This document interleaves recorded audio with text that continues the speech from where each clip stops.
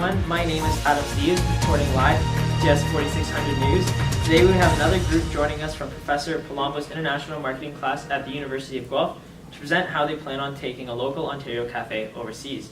Our first guest today is Austin. Thanks for joining us, Austin. Thanks for having me, Adam. Who will be giving us a brief overview of the country they selected to expand to.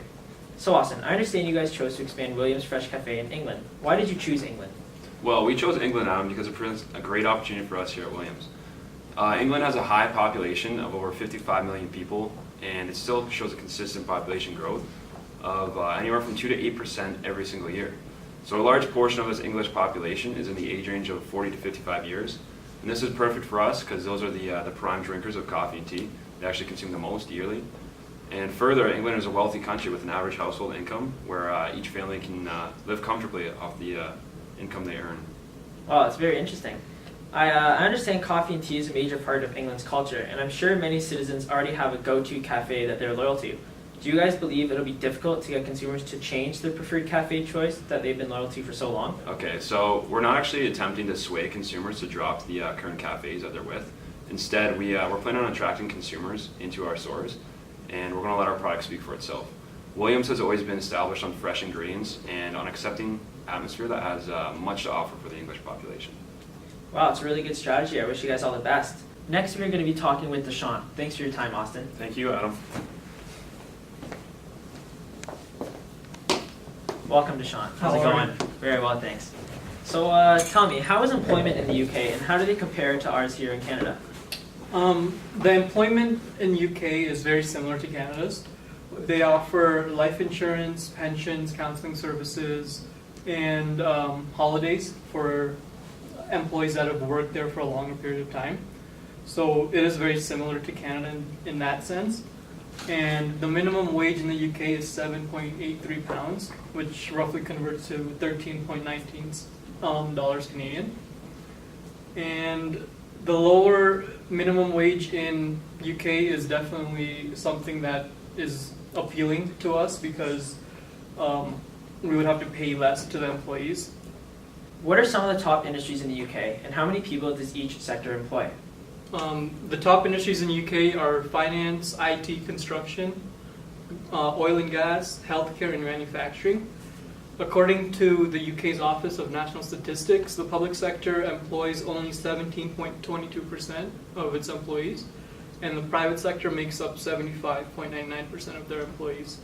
Unemployment in the UK is 4%, which is the lowest almost in 44 years, and the non-profit sector also makes up 6.79% of the UK's employees. Wow. Could you enlighten us about the country's imports and exports? Sure.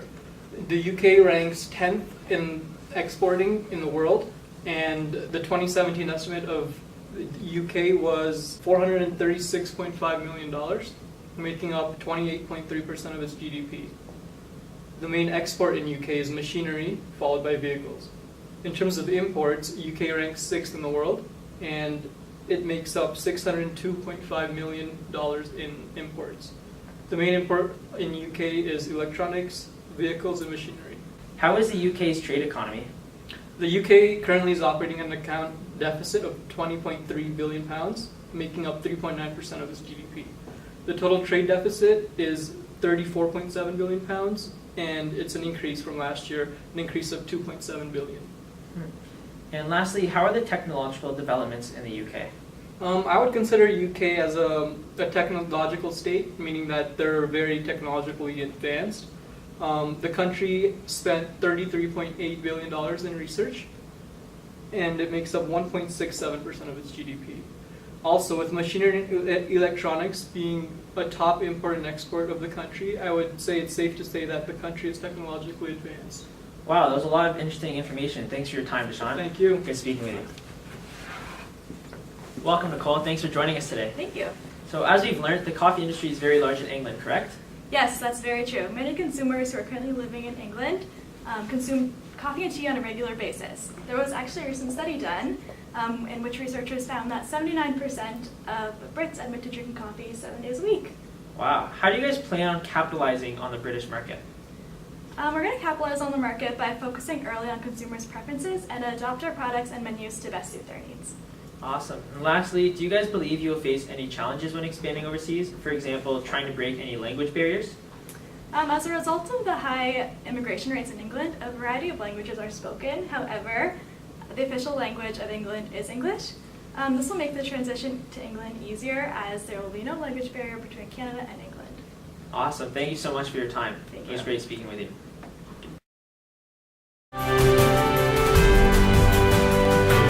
Now we're taking you live to Williams Fresh Cafe in Guelph, where a member of the team will talk to us about Williams' product and why he thinks it will do well in England.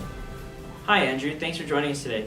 Can you tell us what makes the Williams product and experience so unique? Hey Adam, thanks for having me. I'm here live at Williams in Guelph and I'm reporting on the great environment and product that this company has become known for. Today, I'm enjoying a nice coffee and cheesecake, and all I can say is wow, this place is much better than its competitors such as McDonald's and Tim Hortons. You can really taste the quality. I think that Williams does a fantastic job of going above the market expectations of quality and really just owning that and meeting what its consumers want.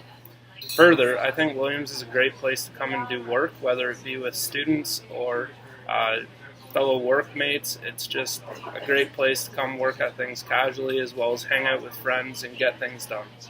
Thanks, Adam. Thanks Andrew. Why do you think that Williams' product and experiences will transfer well to England? Well, Adam, I think it comes down to the fact that Williams offers such a great product. The reason they have done so well over here is that they have combined a great product as well as a great service and environment for people to come hang out with friends, do work, go on their first date, etc. Further, it just comes down to the fact that this is such an easily transferable idea to a country that is so similar to ours, such as England. While having tea with the Queen has become as much pop culture as anything, I think that the British culture lends incredibly well to an expansion of Williams in this market. I also think that they will be successful with this transition because they are such an established brand, and having the backing of a very successful company will lend well to expanding into this market. All they need to do is ensure that they think globally and act locally in terms of the British needs and what they deem important. Thanks, Adam. We're back in the studio now with another member of the group, Aaron, who will be talking to us a little bit more about the geographical landscape of England and more specifically London. What are some interesting facts about England? Yeah, so England is located in the northwestern part of Europe. It also borders two countries. To the north is Scotland, and to the west is Wales. England is also the closest country in the United Kingdom to the European mainland, and is also the most populated country in the United Kingdom as well. Now that being said, London, the main city there, is the third largest city in Europe. So many passerbys will be on the lookout for somewhere to stop. So we think this will be a good spot to set up our first location. This also attracts many tourists visiting, as London also has many visitors throughout the year. Now, depending on the results, we can then decide if we want to expand to other inner city locations or expand towards a more rural setting, depending on the experiences we've had in London. Awesome. Next, have you considered any consumer buying habits that will impact your expansion strategy? Yeah, definitely. So to begin, at least, it was difficult finding habits from just solely England itself. However, that being said, countries in the United Kingdom are pretty similar, so we use British consumer habits overall to kind of coincide with the country of England itself. So first off, it was essential to create a positive consumer experience or journey, which is necessary to make every interaction between Williams and the consumers to be as positive as possible. So starting off, it's nice to note that 65% of British shoppers consider themselves to be loyal, compared to 61% globally. So this can sound a bit troublesome if they are loyal to the cafes and shops that they're already going to. But as mentioned, we truly believe that Williams products can draw in new consumers, and we are excited to become a trusted and recognized brand that can continuously attract loyal consumers, like a loyal consumer base. So moving on, secondly, UK shoppers prefer to look up and research products online. This is a bonus, as Williams already has an established website for consumers to look up products and to see what Williams has to offer in general. Another important habit is that a large portion of shoppers say that an important characteristic of in-store shopping is the product knowledge of the employees. So it's crucial to educate and train our employees before we send them into actual action and interact with consumers.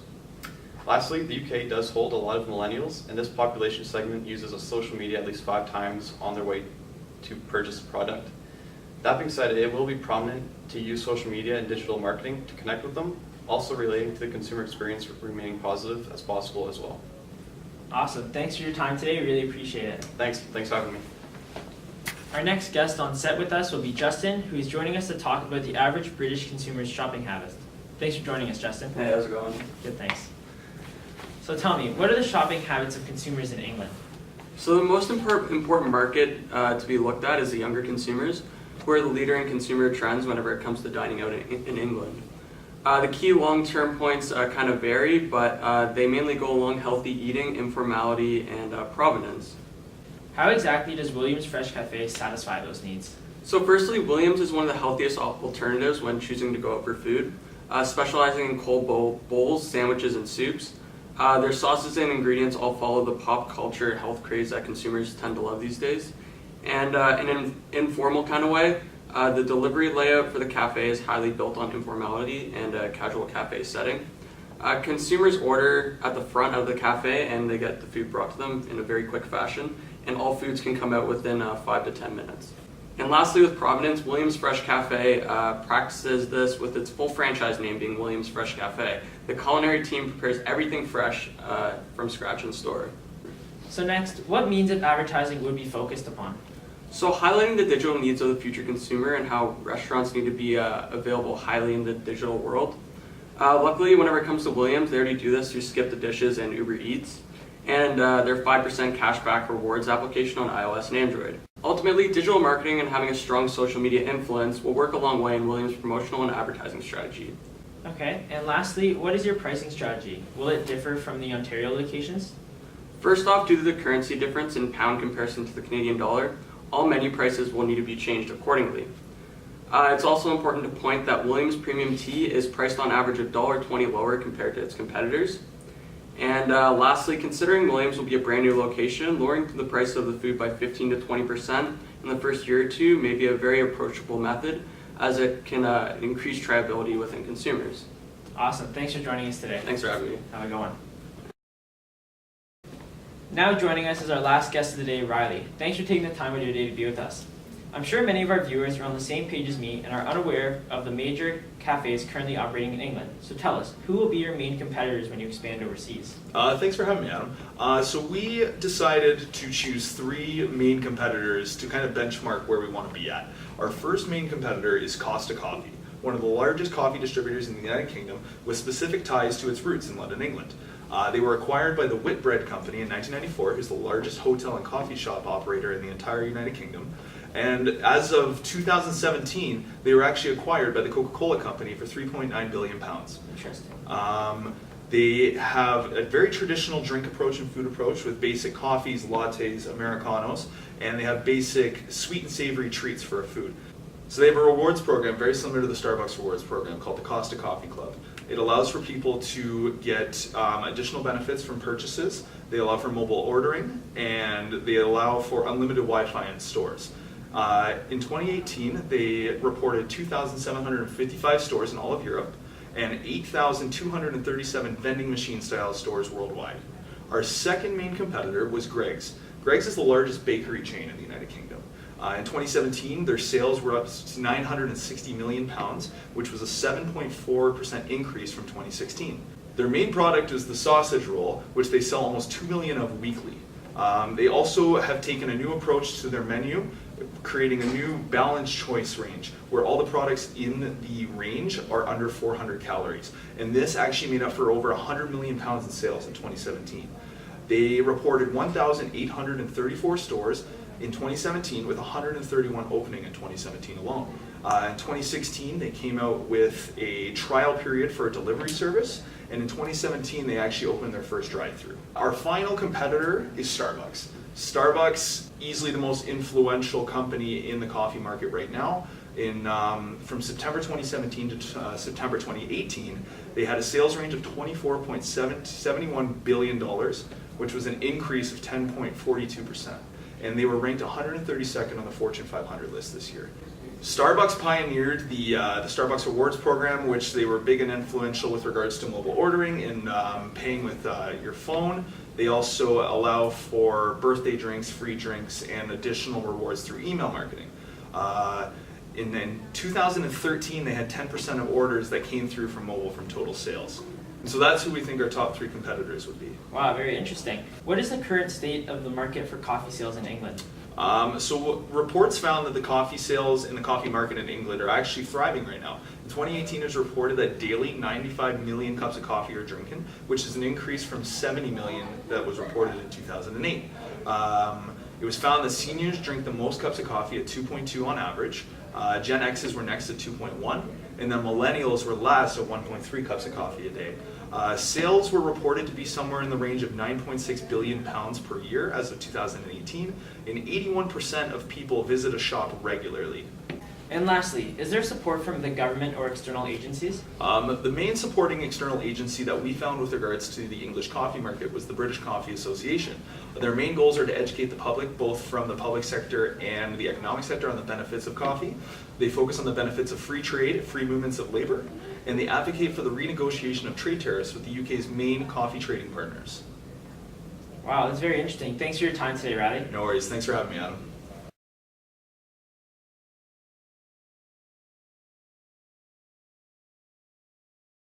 We are now going to quickly look at a few figures to better understand the channels of distribution available in England, as well as the available media channels we can use to promote our business. When looking at channels of distribution, we are talking about how goods will reach consumers. When entering a new market for the first time, a company will either use established distribution channels or develop their own. Since England is a well-developed country, we will have the advantage of being able to use already existing channels. However, we may encounter a few obstacles. For example, there is no incentive for existing channels with successful business partners to go out of their way to take on a new product or company entering the market. Because of this, we will have to find a way to provide incentives to channel agents in order to gain their business. Along with deciding whether to use existing channels or develop our own, we will have to consider physical distribution and logistics in which our products will be made available to British consumers. A firm's global logistics management strategy depends greatly on the infrastructure available in the market in which they are expanding into. Luckily for us, similar to our domestic market, England is a well-developed country, meaning we will be able to build on our own domestic logistics strategy rather than having to develop an entire new strategy unique to England. That being said, when expanding globally into a market with visible differences from the one we currently operate, it will be necessary to coordinate our production and distribution across all markets. When looking at the overall UK retail industry, there are 294,280 total retail outlets, accounting for £366 billion in revenue in 2017.